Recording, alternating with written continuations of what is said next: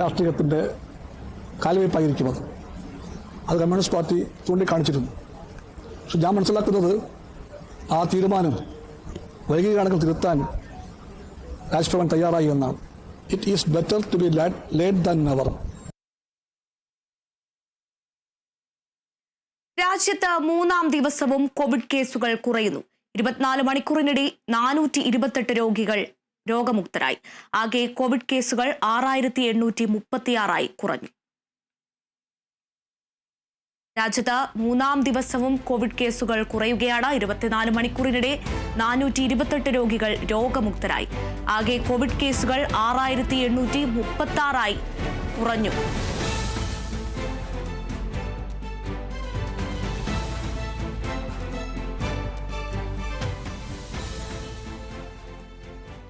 പത്തനംതിട്ട മെഴുവേലിയിൽ നവജാത ശിശുവിനെ മരിച്ച നിലയിൽ കണ്ടെത്തി. 21-കാരിയായ അവിവാഹിതയാണ് കുഞ്ഞിന് ജന്മം നൽകിയത്. ഇവരുടെ അയൽവീട്ടിലെ പറമ്പിലാണ് കുഞ്ഞിനെ ഉപേക്ഷിച്ച നിലയിൽ കണ്ടെത്തിയത്. കുഞ്ഞിന്റെ അമ്മ സ്വകാര്യ ആശുപത്രിയിൽ ചികിത്സയിലാണ്. ഇവർ നൽകിയ വിവരമനുസരിച്ച് ആശുപത്രി അധികൃതരാണ് കുഞ്ഞിനെ കുറിച്ച് പോലീസിനെ അറിയിച്ചത്. പോലീസ് എത്തി നടത്തിയ പരിശോധനയിലാണ് മരിച്ച നിലയിൽ മൃതദേഹം കണ്ടെത്തിയത്.